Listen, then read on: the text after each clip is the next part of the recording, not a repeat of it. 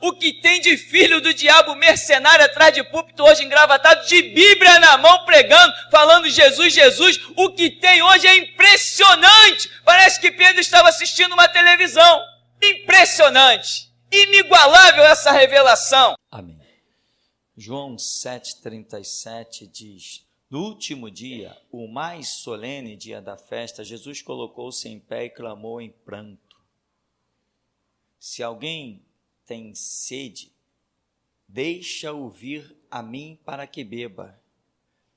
Aquele que em mim, como diz a Escritura, crê, do seu interior fluirão rios de água viva.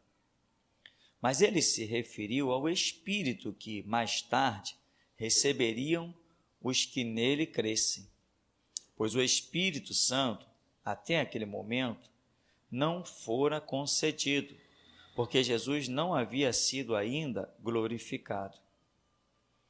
Então, muitos dentre a multidão, quando ouviram essas palavras, disseram: verdadeiramente este é o profeta. Outros concluíram: este é o Messias. Mas alguns divergiram: como pode o Cristo vir da Galileia? Não diz a Escritura que o Cristo virá da semente de Davi, da cidade de Belém, de onde era Davi? Assim houve uma divisão entre o povo por causa dele, e alguns dentre o povo quiseram prendê-lo, mas ninguém lhe pôs as mãos. Amém, irmão? Poder sentar. A falta de conhecimento é impressionante, porque mesmo sabendo da verdade, algumas pessoas se perdem pela falta da pesquisa. Veja que algumas pessoas diziam: mas o Cristo não tem que vir da semente de Davi e da cidade de Belém? Justamente de onde era Jesus, né? Semente de Davi e cidade de Belém. Mas as pessoas, mesmo tendo essa informação, ainda assim não se lançaram a conhecimentos mais profundos, ficaram na superfície e acabaram perecendo. Quando deveriam estar apostando a vida em Cristo manifesto, ainda tinham as suas dúvidas. E hoje nós estamos vivendo mais do que nunca. Sobre a igreja, a palavra que diz: o meu povo está sendo destruído porque lhe falta conhecimento. Isso, nós estamos vendo isso de uma maneira inacreditável. Realmente algo fantástico, como o povo, a nação evangélica hoje está sendo massacrada. Deveria estar reinando em glória, deveria estar sendo cabeça e não cauda. E hoje a nação evangélica, exclusivamente pela falta de conhecimento, pela falta de humildade de ir aos pés do Senhor, abrir Bíblia, valorizar a Escritura, esse povo santo está sendo massacrado quando deveria estar reinando em glória. Mas o Senhor Jesus diz algo aqui, que o apóstolo João, que escreve aqui essas cartas, esse evangelho, ele faz um comentário que eu discordo. João é expert em fazer comentários. Jesus diz: quem tem sede, venha a mim e beba. Essa versão diz: se alguém tem sede, deixa que venha a mim para que beba. E aí, no verso 39, João diz assim: ele se referiu ao Espírito que mais tarde receberiam os que nele crescem e tal. Não, a história não se resume nesse mais tarde receber o Espírito. Nós conhecemos muitas pessoas que você detecta que têm o Espírito. Por alguns detalhes da Escritura, diz a Escritura que ninguém pode declarar que Jesus Cristo é o Senhor, senão pelo Espírito Santo, né? E outras passagens bíblicas que dizem respeito aos seres humanos, que nos faz entender como o Espírito Santo está na vida de muitas pessoas, mas está, de certa forma, entre aspas, inativo. Muita gente tem o Espírito. Você crê em Jesus? Não, eu creio em Jesus, mas não alcança nada na vida. Não, eu não nego Jesus de jeito nenhum. Tá bem, não nega Jesus, mas não alcança as coisas que esse Jesus tem para dar e para oferecer. Então, quando eu vejo Jesus falando aqui que se alguém crê em mim, aquele que crê em mim, diz a Escritura, do seu interior fluirão rios de água viva, eu considero isso muito, mas muito além de que entre aspas, esse simples, do que um simples receber o Espírito Santo. Porque nós já estivemos aí diante de vários estudos da Escritura e vimos que receber o Espírito Santo é relativamente fácil. Mas alcançar outras coisas do próprio Espírito Santo que está na pessoa é bem difícil. Receber o Espírito Santo, muita gente tem. Mas ter um ministério é muito mais difícil alcançar um ministério, não é? Aquele homem lá na cruz, Senhor, lembra-te de mim quando entrares no teu reino. O homem alcançou a salvação numa situação incrível, que ninguém imaginava que aquele homem fosse entrar no reino dos céus, que ele fosse passar pelas portas do paraíso. Hoje mesmo tu vais estar comigo no paraíso. Uma coisa fantástica. Mas daí a alcançar um ministério, ou seja, para mim é mais fácil alcançar a salvação do que alcançar um ministério. E, irmão, eu falo isso com uma propriedade, uma experiência pessoal muito grande. Eu aposto a minha vida nisso. Pessoas serão salvas, mas pessoas jamais alcançarão um ministério. Né? Tinha muita gente salva em Israel, mas quantos profetas tinham? Existe muita gente salva por aí, mas quantos pastores tem? E ainda alguns me apontam, não, tem pastor ali, tem pastor ali, tem pastor ali. Não, irmão, a Bíblia diz que pela árvore se conhece o fruto, então nós temos que detectar o fruto. Pastor não é quem está na frente de uma igreja. Não é assim que se reconhece um pastor. Um pastor se reconhece pelo fruto. Porque tem gente dizendo, olha lá o cara, a igreja do cara tem 10 mil, tem 20 mil, tem 30 mil. Dizem até os loucos, é um pastor bem-sucedido. Caramba, que louco, isso é loucura, irmão. Isso é loucura. Achar que uma pessoa é um pastor sucedido porque dentro da sua igreja tem muita gente. Isto é uma loucura. Senão olharia para os padres e dizia assim, olha os padres, que ministério glorioso, né? Que ministério bem-sucedido. Tem terreiros de macumba aí que organizam milhares de pessoas. Se você colocar na internet, por exemplo, tem reportagens com Roberto Cabrini e outras pessoas em terreiros de macumba, filas astronômicas na porta de terreiros de macumba, uma coisa que muita gente nem imagina que existe ainda nos dias de hoje. E eles são bem-sucedidos? Não, reunião de um povo não revela um ministério bem-sucedido. Gideão poderia olhar, caramba, eu disse vamos à guerra e eu estou hoje com 32 mil pessoas, então ele diria, eu sou um homem bem-sucedido. Quando Deus mostrou a realidade, mostrou que ele era bem-sucedido, mas com 300. Então não é quem tem 32 mil que é bem-sucedido, mas quem tem 300, esse é bem-sucedido. Se é Deus quem faz a seleção. Então, irmão, cuidado. Não engole qualquer coisa, não. Não engole qualquer coisa que vem na sua memória. Não engole qualquer coisa que vem na sua cabeça. Pintou um pensamento, esse pensamento que pintou na sua cabeça, ele é verdadeiro ou ele é falso? O Senhor, o teu Deus, é quem tem condições de te dizer se o que tu pensas é real ou falso. Você tem que ir para lá. Jesus, eu estou pensando assim, assim, assim. Isso tem alguma coisa a ver? Senão a pessoa se acha sábia. Caramba, que ideia que eu tive, só mesmo eu para ter uma ideia dessa. É porque meu DNA é de nobre. Né? Eu sou bom, eu me alimento com mel silvestre, com gafanhotos. Só eu para ter essa ideia. Cuidado, que há caminhos que ao homem. Parece muito bom, mas o final é caminho de morte. E um abismo, olha, vai chamando outro abismo. Daqui a pouco, quando a pessoa olha, já não dá nem mais. Nem se quiserem lançar uma corda, não consegue tirar o camarada da cova. Irmão, se alguém crê em mim, como diz a Escritura no verso 38, rios de águas vivas fluirão do seu interior. Eu acredito, porque se alguém aqui dentro não tem esse objetivo, está perdendo tempo. Eu acredito que todos aqui anseiam alcançar um ministério. O que é ministério? A palavra ministério, que vem do grego, segundo os estudiosos, que eu não estudo idioma, significa serviço. Então, quando você diz assim, eu quero alcançar um ministério, significa que você quer trabalhar, não é que nem ser esses pastores vagabundos por aí, não. Eu quero ministério. Eu conheci tanta gente que diz assim, não, viver do ministério é uma boa, né, cara? Eu conheci um pastorzinho que ele pregava 1 hora por mês na igreja. Ele só pregava aos domingos. E o sermão da igreja batista, lá da situação, nessa perto que eu sempre menciono, por onde eu passei, não, uma que eu conheci, que eu fiquei ministrando para os jovens lá mais de um mês, que eles me conheceram, quiseram que eu fosse fazer estudo, eu fiquei lá 1 mês na igreja. O camarada só pregava aos domingos, 15 minutos.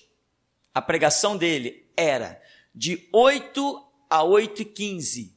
Acabou. Só aos domingos ele só aparecia na igreja no domingo. Ele era o pastor da igreja porque fez uma porcaria de um curso teológico.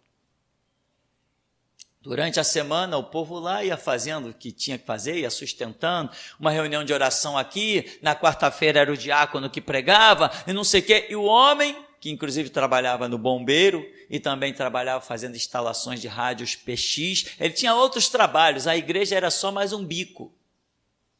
E ele aparecia na igreja. No domingo, pregava 15 minutos, acabou o culto, virou as costas, sumiu, só no outro domingo. Ele aparecia lá.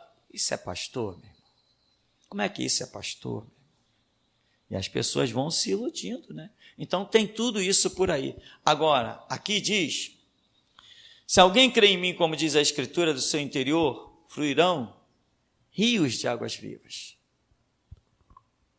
Crer conforme Jesus diz, irmão, não é uma situação completamente corriqueira, natural. Eu creio em Jesus. Tá, o que está fluindo de dentro de você? Quando alguém encosta do seu lado e com alguma dúvida bíblica, sai alguma coisa de você?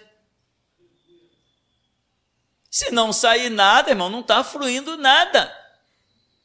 Você às vezes está assim tranquilo na tua casa e alguma coisa te invade. E você sente que tem que abrir a boca e glorificar a Deus. Está saindo alguma coisa de você? Se não está saindo nada, não tem rios de águas vivas fluindo de você. Você não está crendo em Cristo conforme diz as Escrituras. Aí você está dentro do ônibus, dentro do teu carro, e você sente alguma coisa e você começa, só o Senhor é Deus, aleluia, glória a Deus. Está fluindo mesmo, está saindo alguma coisa de você. Entende, irmão? Às vezes você se surpreende. Caramba, aquela pessoa me perguntou e eu senti que a resposta era essa. Mas eu nunca tinha nem pensado nisso. Está fluindo. Rios de águas vivas estão fluindo de você. Então não é simplesmente isso que João descreve aqui. Discordo de João e ponto final. Não é só simplesmente que as pessoas iriam receber o Espírito Santo. Não, porque tem pessoas que recebem o Espírito Santo, mas não dão vazão à obra do Espírito Santo. E o apóstolo Paulo diz, Deus não nos deu o espírito de covardia. Por quê? Porque muitos, mesmo depois de receber o Espírito, se ouvirdes hoje a voz do Espírito, não endureçais os vossos corações. Significa que você pode ouvir o Espírito, e se você ouve o Espírito é porque ele penetrou em você, mas mesmo assim você pode endurecer o coração. Você pode ter o Espírito e não dar ouvidos à voz do Espírito. Então o que João fala aqui é muito superficial para mim, mas eu não estou aqui querendo pregar que eu discordo de João, não. Todo mundo sabe que eu já discordei de Pedro, de Paulo, de Tiago, de João, já discordei de um monte de gente, já discordei até dos profetas do Antigo Testamento. Discordei e discordo, irmão. E às vezes as pessoas, mas não pode, eles eram santos homens de Deus, e eu sou o quê? O que eu sou, afinal de contas? Se alguém disser que eu sou um adúltero, um mentiroso, um marginal, um mercenário, tudo bem. Eu aceito que digam, mas aceita também o meu desafio de vida ou de morte. Paulo foi um santo homem de Deus, eu concordo, mas na minha geração eu também sou o cara. Eu não estou brincando de evangelho. Eu sou o cara, meu irmão. Eu sou obstinado. Eu só tenho na vida um objetivo. Só um, não tenho mais nenhum. Eu só tenho um, que é de servir a Jesus Cristo. Não tenho outro. Não tenho outro, eu só tenho um objetivo na vida. As pessoas por aí têm vários objetivos. Eu quero fazer uma faculdade, eu quero depois conquistar isso, eu quero não sei o que na minha casa, eu quero um carro, eu quero uma moto. Quando eu comprar uma moto, eu vou colocar um aro de liga leve. Se eu vou comprar um carro, eu vou botar a calota tal, eu vou botar uma buzina. Eu não tenho nenhum desses objetivos, eu só tenho um objetivo, seja a pé, nu ou de calça rasgada, servir a Jesus Cristo. Não tenho mais nenhum objetivo. Paulo foi um santo homem de Deus? Se ele foi um santo homem de Deus, eu vou encontrá-lo no mesmo nível lá no céu. Pedro foi? Se foi, meu irmão, vai ter que se assentar num trono no mesmo nível que eu. Eles deram a vida pelo evangelho, e eu estou fazendo o quê?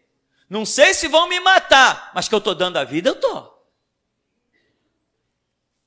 Então, discordo de quem eu quiser, só não posso discordar de um. O resto, meu irmão, opiniões se divergem. Não estou acusando ninguém de nada, estou falando que discordo. Não somos seres humanos? Cada um de nós não tem uma opinião? Podemos ter, cada um de nós, uma opinião. Se Paulo mencionou as deles, Pedro, Tiago, João, sei lá mais quem, eu também tenho as minhas. Se João aqui interpretou a palavra de Jesus e disse que era algo assim, assim, eu olho para aquela mesma palavra e digo, não, eu acho que não é isso, eu acho que é outra coisa. Então, quem sabe se eu tivesse vivido no tempo de João e fosse João hoje pregando aqui no meu tempo, ele diria assim, esse irmão Tupirani pisou na bola, né? Discordo dele. Qual o problema? Uma coisa nós não discordamos, que o sangue de Cristo nos purifica de todo pecado. Isso não discordamos, que ele nos deu o poder para pisar serpentes e escorpiões de toda a força do diabo, que ele nos deu a cura, a salvação, a libertação, a graça. Ele nos tirou de um charco de lama e pôs os nossos pés sobre uma rocha e nos deu um novo cântico. Isso não há discordância. Quando olhamos para a cruz de Cristo, somos todos iguais. Irmão, eu quero falar para você nessa manhã, mais um pouquinho, hoje que você me ouça com paciência, que caia uma unção de paciência sobre você. Eu não conheço essa unção não, mas eu estou pedindo, quem sabe, Deus é o Deus do impossível, que caia uma unção de paciência sobre você. Porque paciência a gente só consegue adquirir quando estamos cercados de gente nos espetando. Só assim que exercita a paciência. Gente nos atormentando, nos enchendo como se fôssemos Papai Noel, nos enchendo o saco. Aí é que a gente desenvolve a paciência, aprende a ignorar tudo, aprende a discernir do grito que tem que dar ouvidos e o que não tem, a voz que tem que dar ouvidos e o que não tem. É assim, num campo de batalha, que a gente aprende a ignorar os adversários. Então, exercite a sua paciência hoje. Porque um dia eu fiz essa oração aqui. Deus, a tua palavra diz, se alguém crê em ti, rios de águas vivas fluirão do seu interior. E quando eu digo isso, rios de águas vivas, eu tenho em mim uma ideia. Isso, quando eu leio isso, se traduz na minha mente de uma forma. Então eu dizia, Senhor, se aqui diz, eu creio em ti. Eu creio, não vou negar o teu nome, eu creio. Então, Senhor, faz esse milagre na minha vida, que rios de águas vivas fluam do meu interior. Irmão, a minha vida, a minha história ministerial, ela começou com um desejo. Ela não começou porque, eu entrei na igreja. Tá, tanta gente entrou na igreja antes de mim, e não foi nada. Outros pensaram que tinham sido pastores consagrados E acabou que depois descobriram que aquela consagração era só ilusão. Porque ninguém faz de nós nada se Deus não o fizer. Ninguém faz de nós. Na igreja não é quartel. Isso aqui não tem, como é que chama? Carreira militar, né? Isso aqui não tem carreira militar. Jesus me tirou de lá do banco, quietinho, e disse, vai fundar a minha igreja. Eu falei, caramba! Jesus extrapolou. Até então eu nunca tinha visto ele falar isso com ninguém. E sabe que peso tem uma palavra dessa? Vai fundar a minha igreja.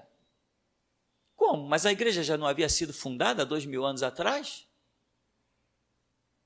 Mas foi isso que eu recebi.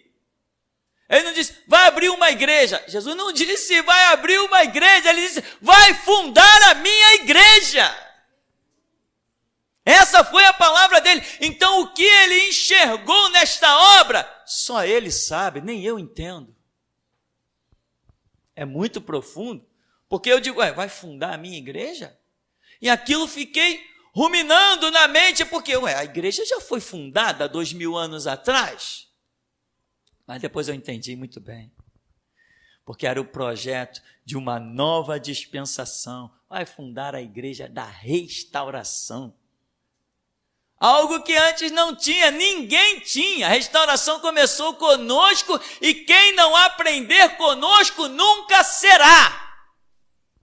Nunca será. E digo mais, a humanidade pode se preparar que dentro de poucas décadas vai chorar lágrimas de sangue por não ter se curvado ao nome Geração Jesus Cristo. Em especial, os crentes vão chorar lágrimas de sangue e vão dizer, montes caiam sobre nós e escondei-nos da ira de Deus e do seu Cristo. Os crentes vão chorar lágrimas de sangue por não ter se curvado ao nome Geração Jesus Cristo. Por quê? Porque não tem estudo.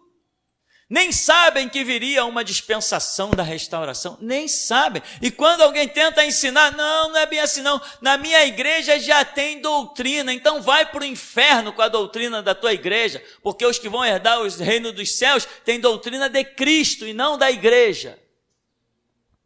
Para nós interessa a doutrina de Cristo, por isso que aqui nós não temos nenhuma doutrina. Pastor, posso? Pastor, não posso? Muita gente vem me perguntar, eu digo, examina a Bíblia.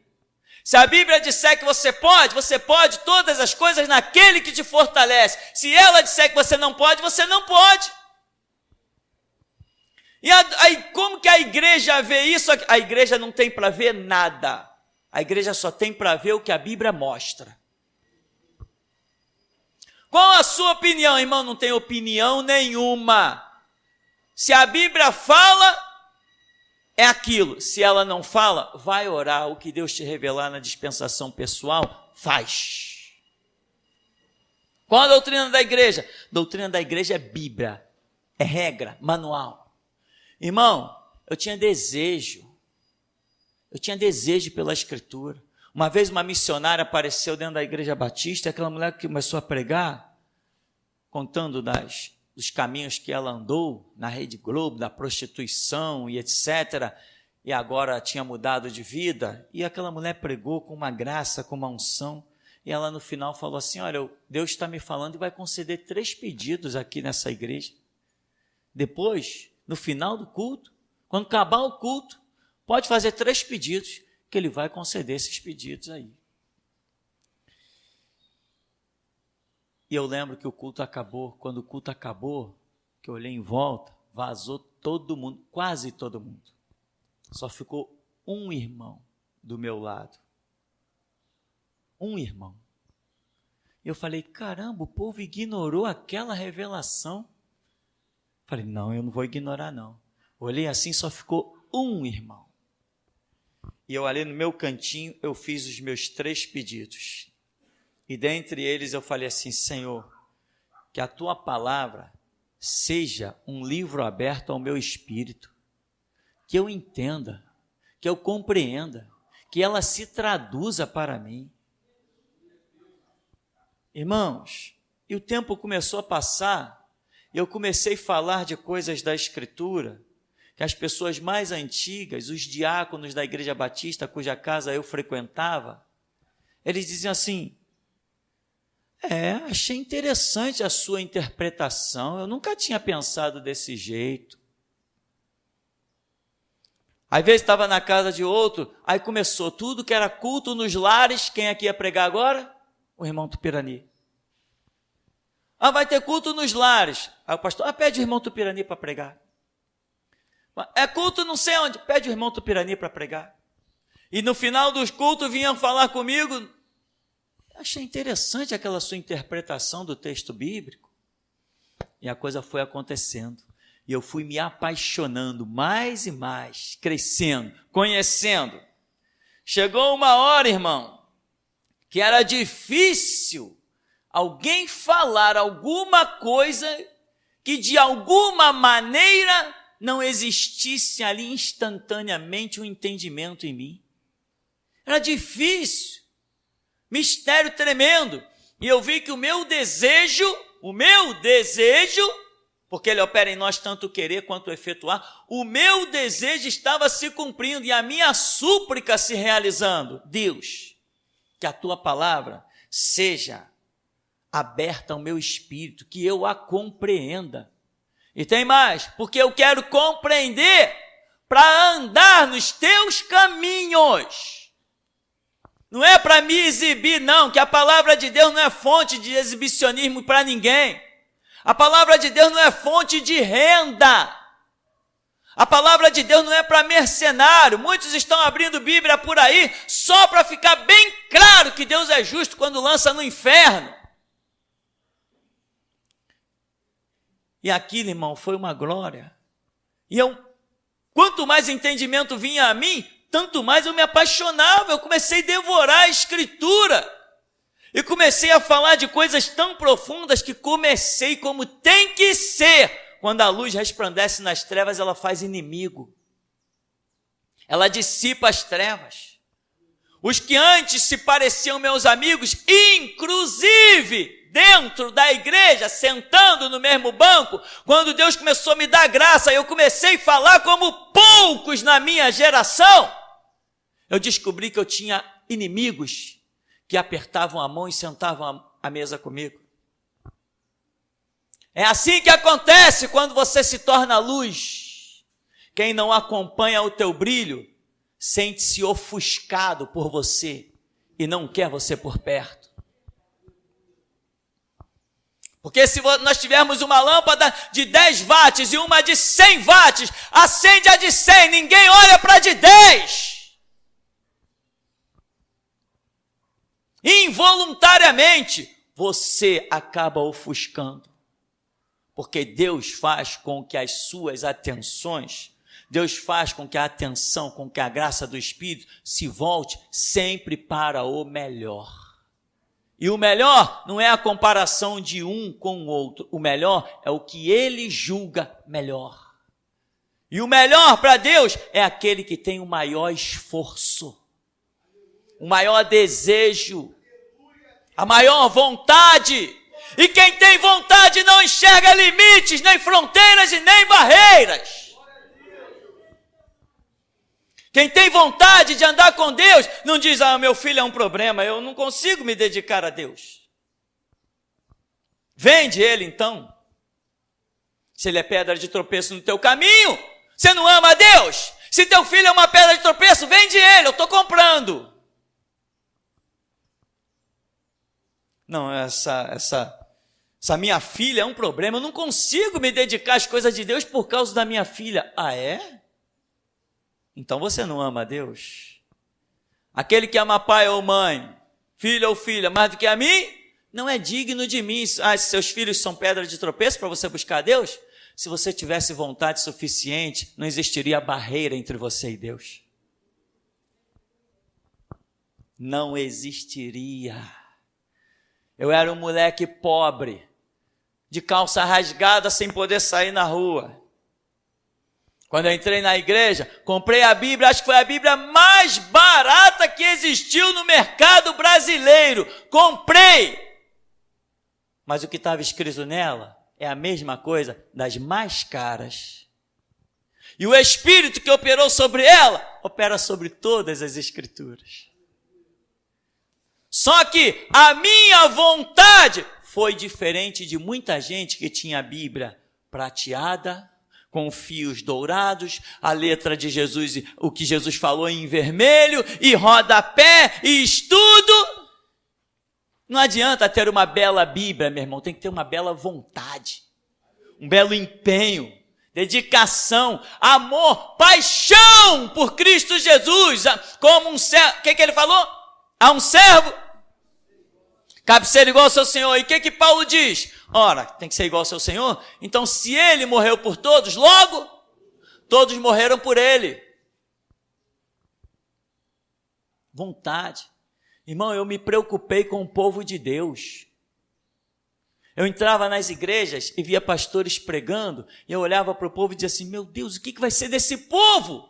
Ouvindo essas palavras de covardia, sem sentido, essas besteiras, pessoas que não dizem coisa com coisa, pessoas que usam textos completamente fora dos seus contextos, eles não sabem nada. Mas eu não dizia isso porque eu era o sábio, não, é porque eu já havia recebido a revelação. E eu comecei a me preocupar, eu dizia, Deus, tem misericórdia desse povo. Faz alguma coisa, esclarece esses obreiros que estão à frente, esclarece esses pastores, faz a tua luz os iluminar, faz alguma coisa por esse povo, senão esse povo vai perecer, e pereceram todos eles mesmo, não escapou nenhum.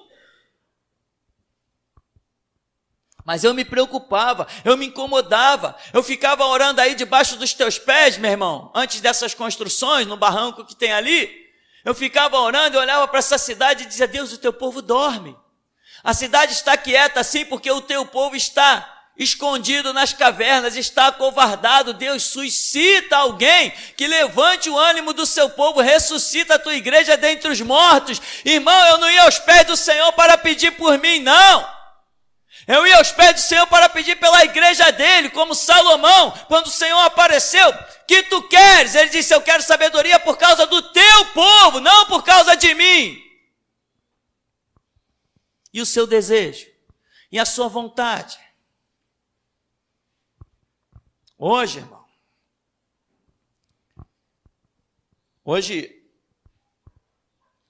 eu recordo de coisas no passado que eu passei, né? Essa é muito boa.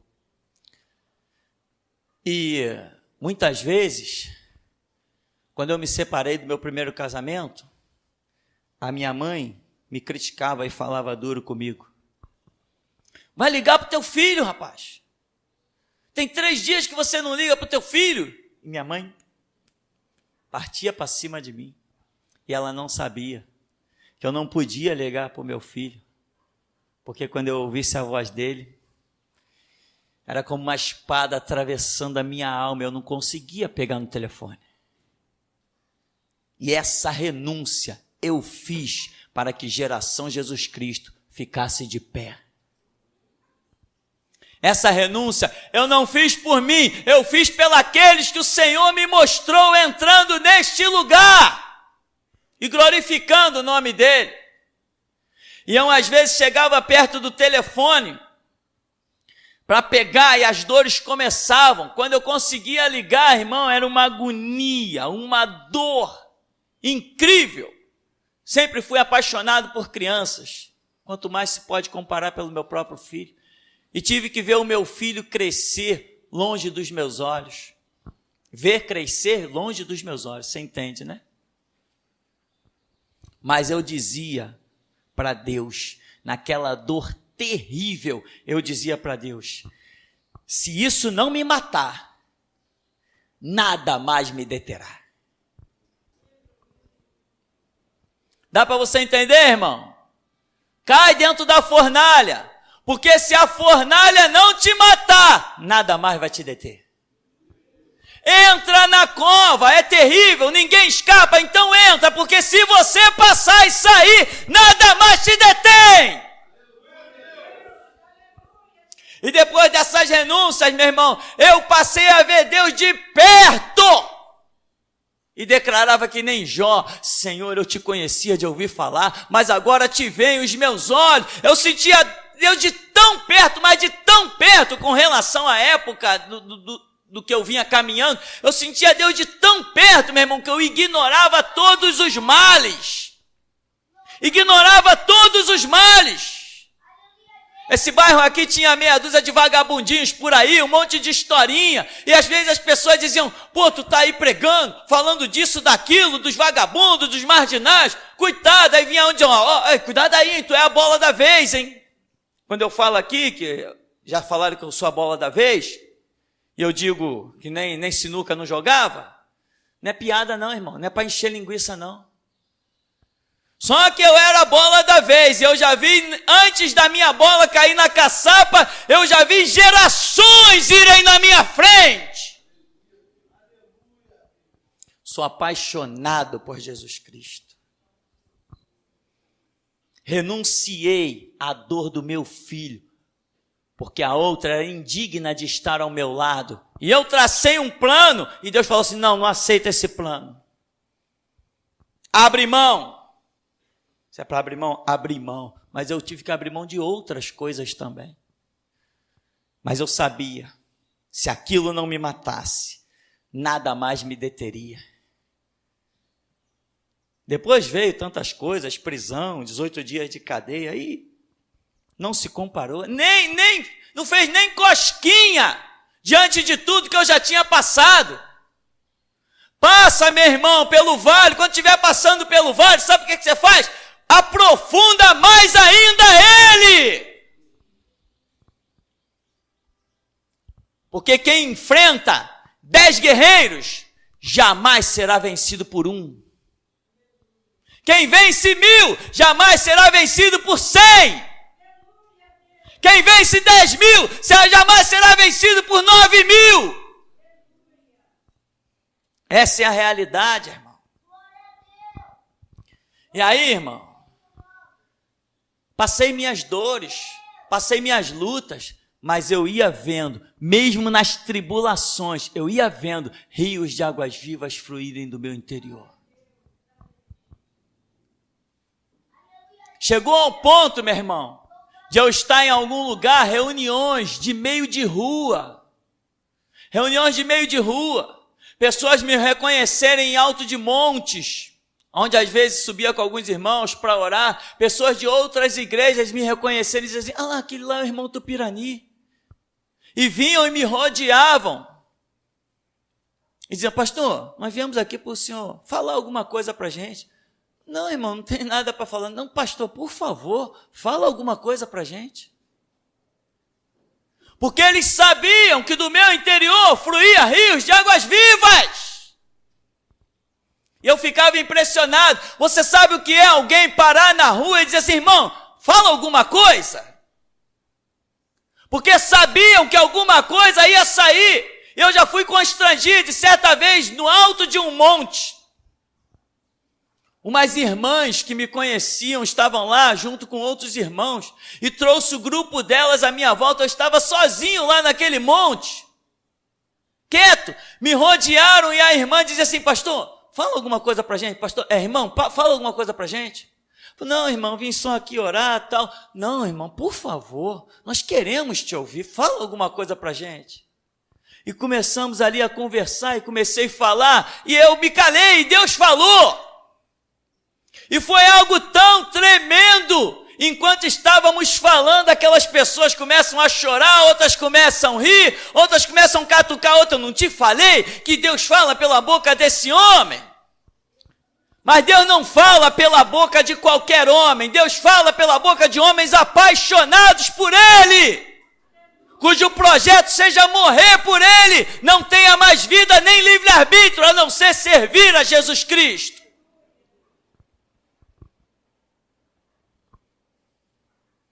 Então, meu irmão,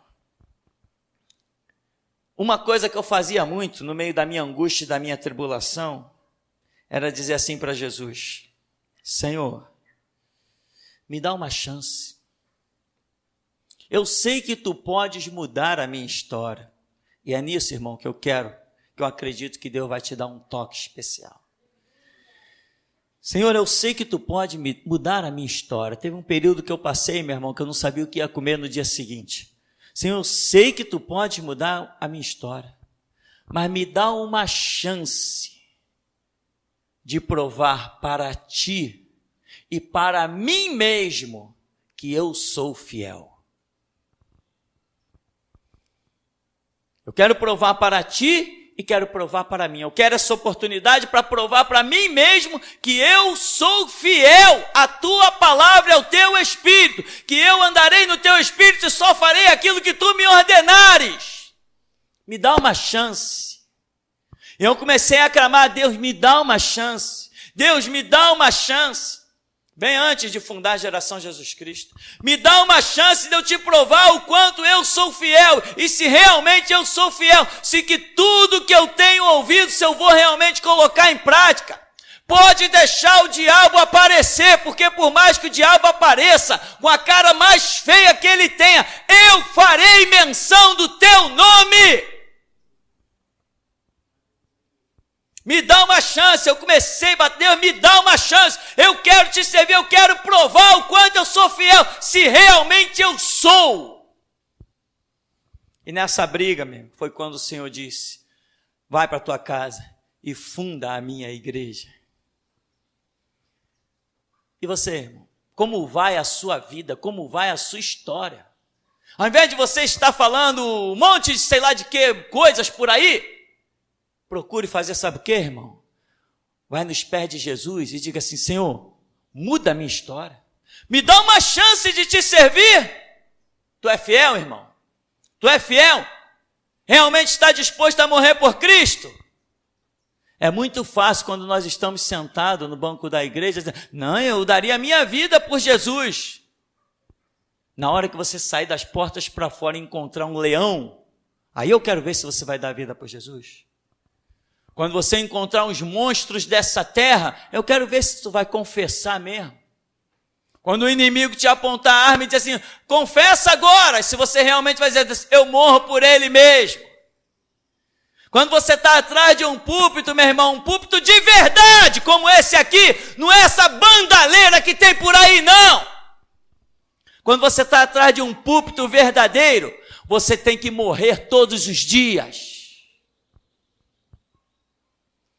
Deus tem um projeto nessa geração de levantar um povo tão escandalosamente poderoso como nunca jamais se ouviu. Essa geração não tem nem ideia.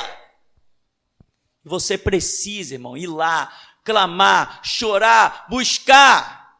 Muita gente diz: Deus está em primeiro lugar na minha vida. Caramba, quem Deus está em primeiro lugar na sua vida, meu irmão, tem que ser encontrado no pé do altar de Deus. Tem que ser encontrado envolvido com a palavra. Tem que ser encontrado envolvido com louvor. A sua vida tem que estar nos caminhos do serviço a Deus. Quem está cuidando do seu próprio dia, da sua própria vida, dos seus próprios afazeres, preocupado só com as suas coisas naturais, não é Deus que está em primeiro lugar, não. É ilusão.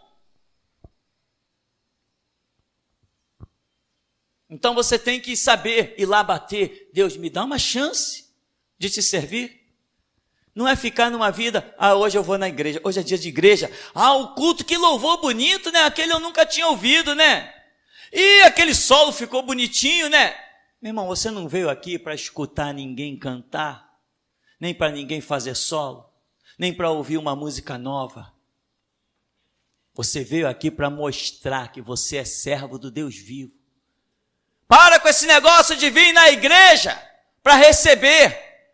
Eu sou vaso, eu vim receber. Se tu é vaso, então tem alguma coisa dentro de você, deixa fluir. Levanta, resplandece. Tem gente que vem na igreja só para receber, está esquecendo que é vaso, tem que dar também. Ou será que 5 anos, 10 anos, ainda não tem nada dentro de você? Vai lá para os pés do Senhor: Senhor, tem alguma coisa dentro de mim?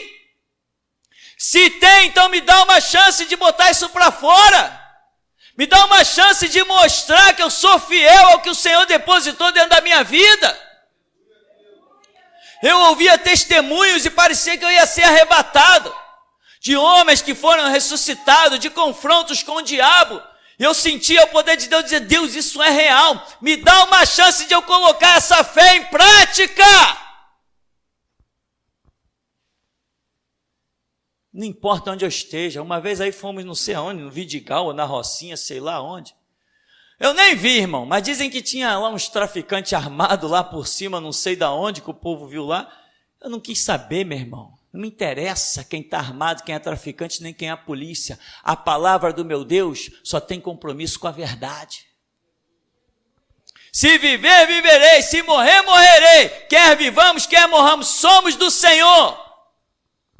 E quando Ele tem um projeto, meu irmão, os seus projetos jamais serão frustrados. Suas dores é o tônico que Deus preparou para te fortalecer. Suas dores, irmão, as suas guerras são o caminho que Deus preparou para te mostrar que Ele é o general das batalhas. Sabe, irmão? Aquilo que você olha à sua volta e parece uma opressão ou um prenúncio de derrota, é nisso que Deus preparou para te mostrar que Ele é Senhor da tua vida. Não anda para trás, não retrocede, não volta atrás, não fica com medo, vai aos pés do Senhor. Sabe qual é o grande problema das pessoas? É a falta de certeza se Deus é ou não é com elas. É a dúvida. Não, eu sei que Deus livra, mas se Ele não livrar, isso não acontece comigo. Eu sei que Deus livra e sei que Ele vai livrar.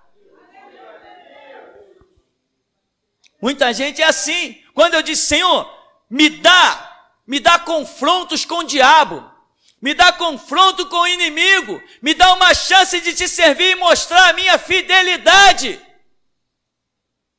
Porque eu sabia que não importava a batalha, Ele me daria o livramento. Eu não tinha dúvida nisso, como não tenho. Então, meu irmão, se você é uma pessoa temerosa, se você tem medo do perigo, as pessoas às vezes me criticam uns e outros. Mas tu vai sair nesse tempo? Mas tu vai sair, está perigoso para tal lugar. Se o perigo estiver no meu caminho, é problema dele. Quando eu passar, ele vai ter que sair. Se é ali o meu caminho, eu não crio caminhos novos para passar no perigo, não tento a Deus. Mas se o meu caminho é aquele, se eu tenho alguma coisa a realizar, eu não deixo de realizar nada por causa do diabo. Tem que ter fé convicta. Então muita gente não alcança a vitória, sabe por quê? Eu sei que Deus livra, eu sei que Deus guarda, mas não vamos tentar a Deus. Não é questão de não tentar a Deus, é questão de ser medroso e a sua fé não prestar para nada. É bem diferente. Se o meu caminho é aquele, o diabo que entrar no meu caminho, eu vou atropelar ele. Porque a fé, meu irmão, é um rolo compressor violento e ninguém detém a fé. Só que as pessoas, será que Deus... Como vai, irmão, aí as suas experiências pessoais? Experiência pessoal se conquista na oração, no clamor, na busca. Foi lá dentro do meu quarto, porque na igreja onde eu congregava era uma brincadeira, era piada. Era evangelho para criancinha, historinhas. Mas dentro do meu quarto eu vi o teto rasgar. Dentro do meu quarto eu senti o Espírito entrar dentro da minha alma. Sabe, irmão? Dentro do meu quarto, na minha intimidade, nas reuniões mais íntimas, com alguns irmãos mais íntimos, foi que eu conversei com anjos, eu fui arrebatado a dimensões espirituais, onde eu pude mergulhar em rios de água cristalina. Algo impressionante quando o anjo diz assim: mergulha ali nesse rio. E eu falei, olhei assim, vou mergulhar. No meu pensamento falei, essa água deve estar fria. Pensamento da terra, pensamento humano ainda. Quando eu entrei na água, não, a água não está fria. Quando eu fui sair da água, eu falei, vou sair molhado. Quando eu saí da água, a água escorria toda do meu corpo, ficava seco, do jeito que eu entrei, eu saía.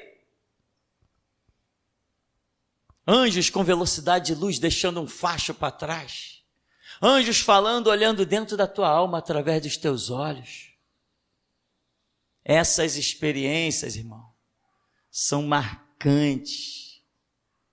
E eu dizia para Deus, Deus, me dá uma chance de te servir. Me dá uma chance. Eu não vou ignorar aquela visão do anjo. Eu não vou ignorar aquela palavra. Eu não vou ignorar aquela experiência, aquele rio de água cristalina. Eu não vou ignorar as coisas que eu vi, as coisas que eu ouvi, as coisas que eu senti. Eu vou colocar isso em prática. Você tem recebido alguma coisa, irmão? Está na hora desses rios de águas vivas fluírem de dentro de ti. Está na hora, meu irmão. Com 13 anos de ministério, o Senhor disse para mim, vai e funda a minha igreja. 13 anos de ministério, catando um pedaço aqui, um pedaço ali, quebrando pedreira, lutando sozinho. Eu nunca tive um pastor como que você tem. Eu nunca conheci um pregador como que você conhece. Eu nunca conheci uma igreja chamada Geração Jesus Cristo como que você tem. Você tem que alcançar essa vitória. Você tem que alcançar esse ministério. Você tem que ter forças para se libertar do mundo. Então, meu irmão, vença. Deixe os rios de águas vivas fluírem do seu interior. Não vai ficar por aí tateando. Cadê Deus? Deus, onde tu estás? O Senhor está mesmo comigo? Irmão, eu nunca mais perguntei isso. Já há anos que eu não... Deus, tu vai comigo nessa empreitada?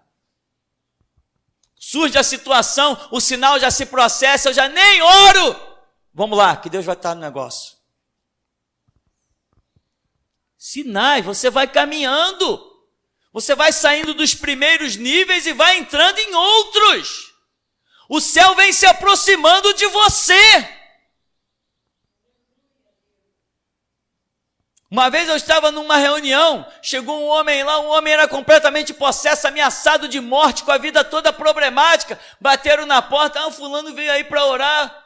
Eu conhecia a história do homem. Falei, amém, estamos aqui, não fui eu que fui procurar ele, ele que bateu na porta, então deixa ele entrar.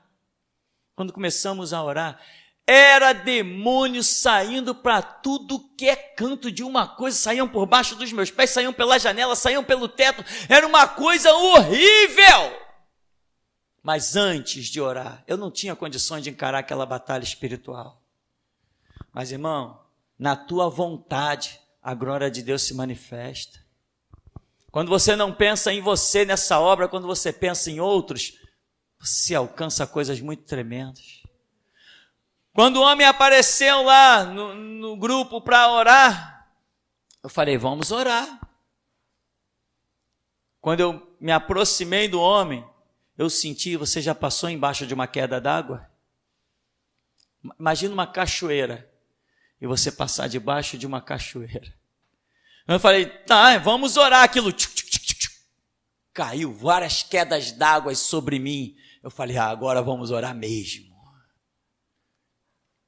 Não que sejamos capazes de nós mesmos, mas a nossa capacidade vem de Deus, porque há um coração quebrantado e contrito. Não desprezarás, ó Deus. Então, irmão, vai fluir os rios de dentro de você? Porque tem pessoas que a realidade é a seguinte, eu não consigo não. Ah é? Não consegue não? E o Deus que capacita todas as coisas? Não, eu não tenho jeito para isso não. Ah, tá aí, eu tenho. Eu nasci assim, para ser pastor, para ser pregador, ficar na frente de multidão, para fazer vídeos e jogar pela internet, ficar na frente de uma câmera, isso é moleza. Eu já nasci com esse dom, já nasci com talento, fui escolhido desde o ventre, é assim, eu sou mais bonitinho do que você, eu sou melhor do que você. Se eu sou alguma coisa e eu não tive exemplo, se você tem o meu exemplo, você tem que ser bem mais que eu. Porque você tem exemplo, você tem valentia. Eu nunca ouvi dos meus pastores, vamos encarar, vamos enfrentar. Não, eles sempre disseram, não, vamos fazer a política de boa vizinhança. E ficavam em prejuízos imensos. Aqui não tem política de boa vizinhança, aqui tem Deus. Rios de águas vivas têm que fluir do seu interior. Aqui diz, né? Se alguém, aquele que crê em mim, como diz a Escritura, do seu interior fluirão rios de águas vivas. Você tem crido como diz a Escritura? Você tem ouvido coisas boas? O que você espera da sua vida? Eu tenho alcançado, irmão, coisas que eu não esperava. Mas quando Deus me concede algumas coisas, me abre o meu entendimento de que eu posso alcançar outras. É Ele mesmo que move, é Ele que opera em nós tanto o querer quanto o efetuar. Hoje, meu irmão, presta atenção. Do moleque que não tinha o que comer, do moleque que não tinha o que vestir, do moleque que as pessoas olhavam e diziam assim, esse cara nunca vai ter um carro, vai ser um pobre coitado andando a pé a vida toda comendo arroz com farinha. Isso aí vai ser um pobre coitado. Nem dinheiro para pagar uma conta de luz isso aí vai ter. Isso aí é um zero à esquerda, isso é um Zé ninguém. Ou melhor, um tupi ninguém, para que nenhum José se sinta ofendido. Era isso, irmão, que se falava a meu respeito. Os comentários eram sempre a respeito da minha família, eram esses. A inveja, o ódio de uma família paupérrima como a nossa era um negócio impressionante. Quando meu irmão passou num curso de sargento especialista na aeronáutica, teve gente que passou a virar a cara para minha mãe, virar a cara para mim, parentes. Eu dizia, mãe, o tio não fala mais com a gente, o que houve? Não, ele está com inveja porque teu irmão passou para a escola de especialista da aeronáutica. Porque nós não tínhamos nada. E para alguém, ver alguém que se torna num sargento da aeronáutica, parece que o mundo veio abaixo. Grande porcaria ser um sargento da aeronáutica. É um trabalho como outro qualquer. Grande porcaria ser um gerente de um banco. Grande porcaria ser gerente da Caixa Econômica. Grande porcaria, meu irmão. Não há glória nisso, não. Glória é quando você está num trabalho que o Espírito Santo separou para você. Essas conquistas da terra, eu digo mesmo, é grande porcaria. Eu trabalhei em banco, grande porcaria. Trabalhei em várias empresas, grande porcaria. Grande porcaria. Trabalhei em oficinas, grandes porcaria. O que não é porcaria é o mover do Espírito. Isso é que é a glória. Então, meu irmão, do moleque que não tinha nada, que não sabia muitas vezes o que ia comer no dia seguinte, que via os seus pais ficarem 3, 4 dias se sustentando com café e cigarro, sem um grão de arroz, enquanto eu e meus irmãos íamos comer na casa dos outros, na casa até de vizinhos. Desse moleque Deus fez a maior glória dos tempos atuais. Porque hoje, quando alguém diz assim, pastor, eu conheci o teu ministério, eles não dizem, eu alcancei riqueza, eu fui um empresário, eu me tornei rico, eu conquistei terra. Ele diz, eu conheci o teu ministério e eu conheci Jesus Cristo. O moleque que não era nada, hoje deixa todo um bairro na inveja. E na ira, mordidos, porque nunca imaginaram que Jesus Cristo da maldição pudesse transformar em bênção, das trevas transformar em luz. Mas não foi varinha mágica, foi com muitas espadas atravessadas na alma. É assim que se conquista, meu irmão. É assim que se conquista, buscando o reino de Deus e a sua justiça em primeiro lugar. Amaste a justiça e aborreceste a iniquidade. Por isso Deus, o teu Deus, te ungiu com óleo de alegria, mais do que aos teus companheiros. Hoje, quando eu recebo e-mails da Espanha, da África, do Japão, dos Estados Unidos, as pessoas dizem, sabe o quê? Eu estava para desistir, mas eu ouvia a mensagem de um tal pastor Tupirani. Irmão, teve uma pessoa numa comunidade lá no Japão, tem uma comunidade brasileira lá no Japão, e alguém começou a distribuir CDs lá na comunidade brasileira lá no Japão. E eu comecei a receber e-mails de brasileiros lá no Japão, dizendo, olha aqui, tudo é dinheiro, eu já estava desistindo da vida. Eu entro nas igrejas aqui, eu vejo os empresários, tudo de terno, dormindo dentro das igrejas. Eu já estava desistindo desse negócio de evangelho, até que alguém me presenteou com um CD. E você, irmão? Eu estou aqui para ser exemplo mesmo, eu paguei o preço para ser exemplo. Mas eu vou morrer e você tem que continuar nesse exemplo.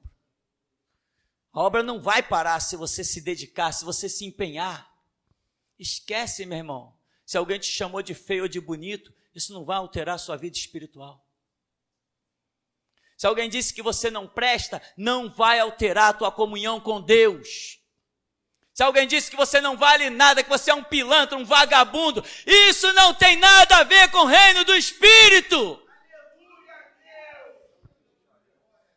Tu não tem que dar satisfações a homens, a santidade é mostrada para Deus, e a glória dele manifesta através de você, e quer eles ouçam, quer deixem de ouvir, vão saber que houve um profeta no meio deles. Você não tem satisfação para dar a ninguém. Tu é um vagabundo, sou, mas sou de Jesus. Tu é um canalha, sou, mas sou de Jesus. Tu não vale nada, não vale nada, mas foi por mim que ele morreu. Então, meu irmão, tem que fruir. Não pode ficar se acomodando dentro de igreja. Há anos aqui atrás já foi dito isso, que aqui é impossível se acomodar. É impossível. Vou para a igreja. Sentou, o coral hoje estava tão bonito, né? Agora eu vou para casa, vou fazer o almoço, blá. Passou tanto dia, eu vou para a igreja de novo. Poxa, aquela irmã canta bem, né? Que maravilha, tchau, vou para casa. Ressuscita-te dentre os mortos, meu irmão. Para com esse negócio de vir para a igreja. Quando você vier entrar aqui dentro desse templo, eu quero olhar e dizer, entrou mais uma igreja. É assim que tem que ser, irmão. Esse negócio de vir fazer número, não. Pastor, estou entrando aqui que nem vaso de barro, eu quero receber. Que é isso? Que quero receber? Todo mundo que diz crer nesse Deus tem alguma coisa para dar. Então você tem que entrar aqui, meu irmão, com o espírito de que o Senhor Deus pode te usar, pode te dar uma visão, pode te dar uma palavra, pode te transformar num vaso aí, para profetizar no meio do arraial, profetizar, entregar visões, revelações. Você tem que entrar aqui com uma visão de que Deus pode chegar e dizer assim, que nem disse lá no tempo dos Atos dos Apóstolos, separai-me a Barnabé e a Saulo para a obra que os tenho designado. Lá está Barnabé e Saulo no meio da congregação. Mas daqui a pouco o Espírito Santo vem e diz com os líderes da congregação, separa Barnabé e Saulo, eu tenho uma grande obra com eles. Então para com esse negócio de vir para cá só na expectativa de não ser nada. Senão daqui a pouco está aí que nem os batistas. 40 anos de igreja. 40 anos de igreja que sequer conseguiram autoridade sobre o diabo. Sequer. Não conseguem discernir da mão esquerda para a direita, sequer conseguem discernir um púlpito manchado pela maçonaria, pelo sangue do bode, sequer.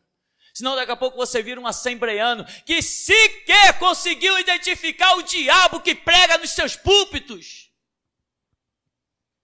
Eu já não creio mais em salvação dentro das Assembleias de Deus.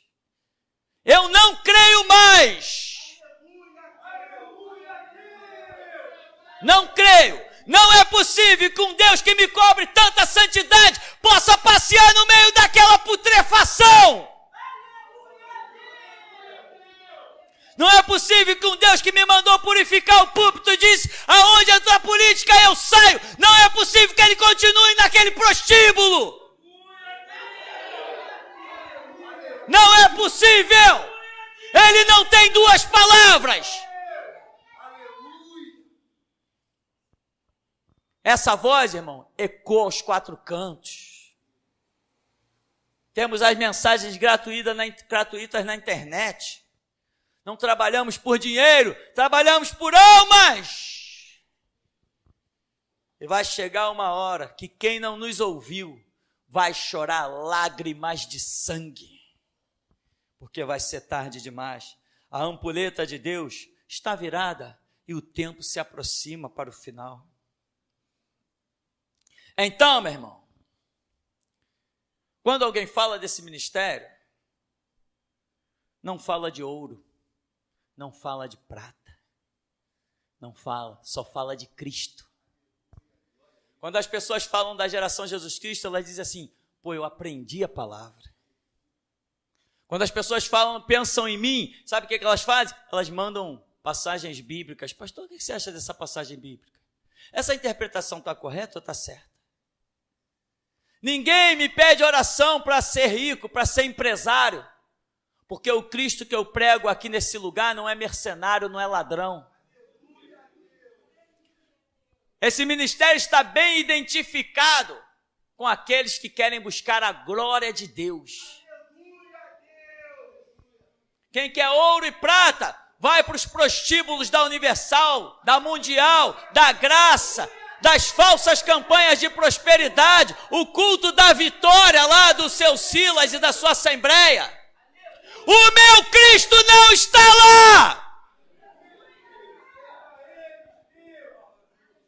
O Cristo que eu prego não está lá naqueles prostíbulos das Assembleias de Deus. O meu Cristo não é político.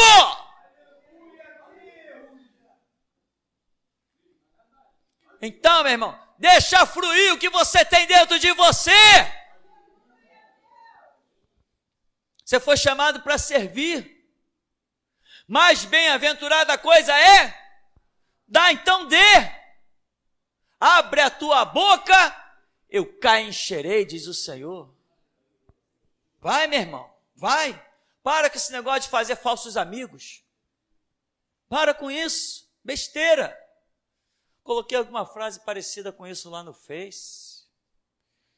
É melhor fazer inimigos com a verdade do que falsos amigos com meias verdades.